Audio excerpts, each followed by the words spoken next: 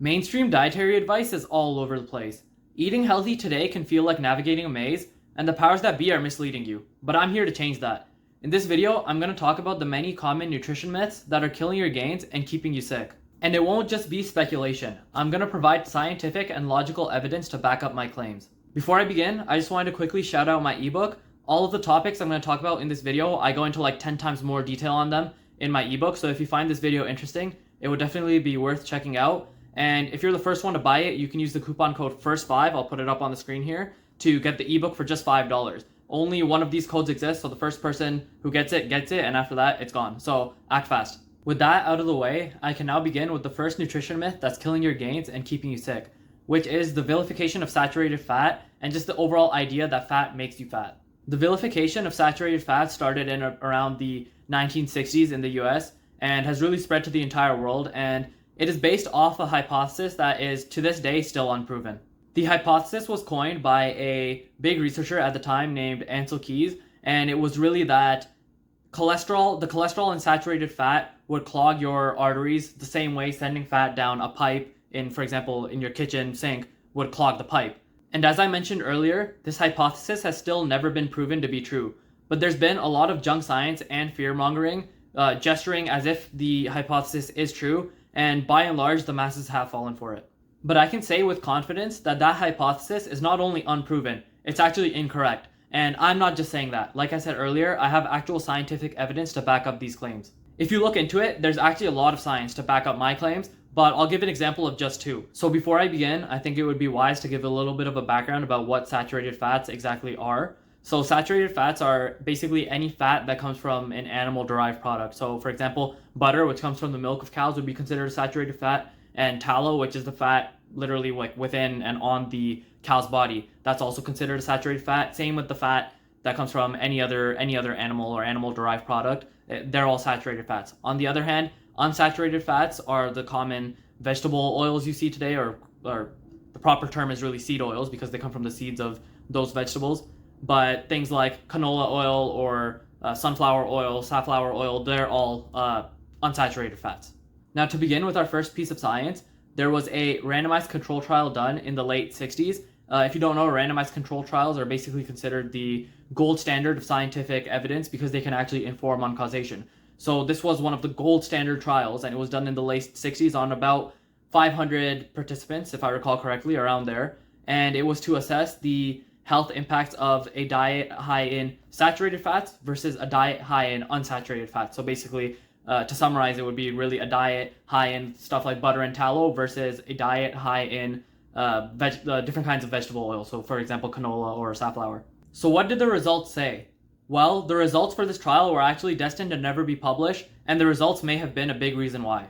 It wasn't until 2013 when a researcher who knew about the trial happening back in the day tried to search for the old data that it was found, and it was properly tabulated then, and the results were actually out for the public to see. What the results showed was that yes, the people in the intervention group, the people who were told to eat less saturated fat and eat more unsaturated fat, yes, they did have lower cholesterol, but the caveat there is that they died more. So maybe, worrying about cholesterol isn't the biggest deal. That was the first piece of scientific evidence, and the results there already showed some kind of malicious intent, especially with the fact that it was covered up for so many years and really it was destined to never be published, and it was a fluke that it was.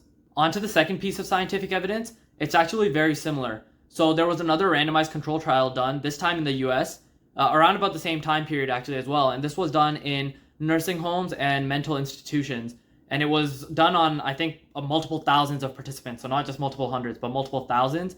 So one of the most comprehensive studies done on this topic ever. Since the participants of this study were institutionalized, the researchers could have pretty much complete control over the exact things that the participants were eating. So, what were the results? Again, just like the last study, they were destined to never be published, and it was just a fluke that they were. But at least in this case, we have a little bit of insight onto why it might have been. So despite the study ending in 1973, it wasn't until 1989, 16 years later, that we were given a sort of redacted edition of the trial, redacted results. And there was also an interview with one of the co-principal investigators, and he said that it wasn't published in full because the results were, quote, just so disappointing. So what were these disappointing results? Again, similar to the previous trial, it was that yes, those in the intervention group, those eating less saturated fat, but more unsaturated fats, yes, they had lower cholesterol levels. But again, they died more.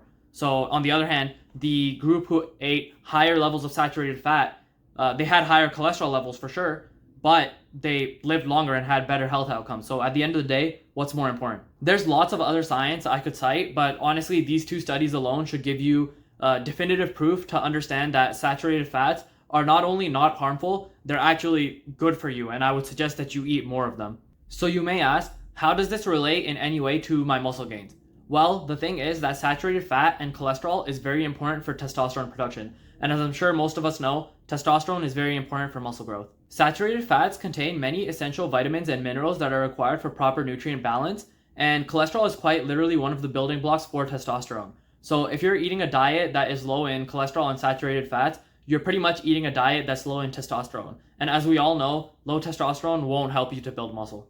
So if you want to make more gains, I would suggest eating more fat and especially more animal fats, so saturated fats. Like me, I eat a bunch of beef and eggs and other kinds of ruminant meats like lamb or even salmon.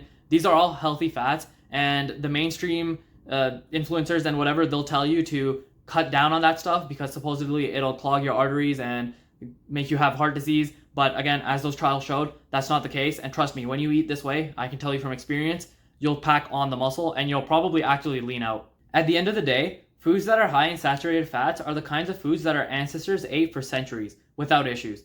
It is only now in the last 125-ish years that unsaturated fats have even been available to us, and we've all seen how our health has deteriorated in that time. The bottom line on saturated fats is that they're not bad for you, they're actually good for you, and if you want to be jacked and masculine, you have to eat them. Now on to myth number 2, which is the idea that carbs are in any way essential or necessary for the human body. Mainstream dietary advice will tell you that it's dangerous to go low carb, and mainstream fitness influencers will tell you that carbs are important for readily available energy, but I'm here to say that all of that is BS. The truth is that carbohydrates are not essential at all. Essential in the medical definition is some kind of nutrient that cannot be produced by the body itself and needs to be ingested from some kind of food source.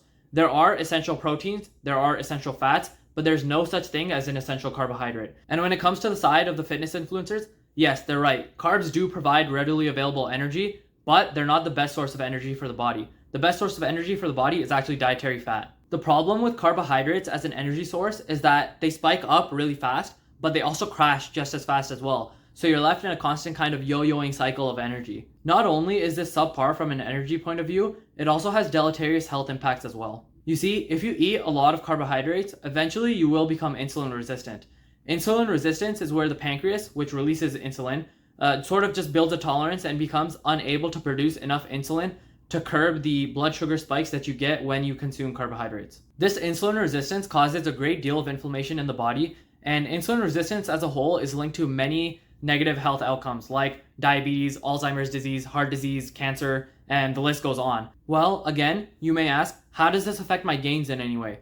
Well, firstly, like I said, carbs are just a bad source of energy. So if you're trying to do a workout fueled off of carbs, it won't be as good. If you were to switch to fat, which is a much more stable source of energy, you'll notice that your strength and your energy levels in the gym and just obviously throughout the day as well will skyrocket. And when it comes to insulin resistance, this also obviously has an effect on your gains too. If it's going to have such negative health effects, your muscle building effects and your overall body composition also won't be as good. Going into more detail on that, when your insulin levels are out of whack, which they will be if you're insulin resistant, insulin becomes a sort of fat storing hormone. As I mentioned before, when we eat carbs, our blood sugar goes up. So the thing is, our body tries to send as much of that blood sugar to the muscles as possible, but our muscles can only hold so much, and it's actually a very little amount. Basically, all of us in our regular diets eat more than that. When we do eat more than that, any of that excess blood sugar goes straight to our fat stores. So obviously, if you want to build your dream physique, which is probably pretty muscular and also pretty lean, that is catastrophic for that goal. So those were 2 common nutrition myths that are killing your gains and keeping you sick. If you found this video interesting and want more detail, again, remember my ebook. You can find it in the description or in the link in my bio, and it goes into a lot more detail on these subjects. Remember, you can get it for only $5 if you use the discount code FIRST5, and I know that the value is immense in it, and I'd really suggest that you get it. Anyways, thanks for watching. Bye.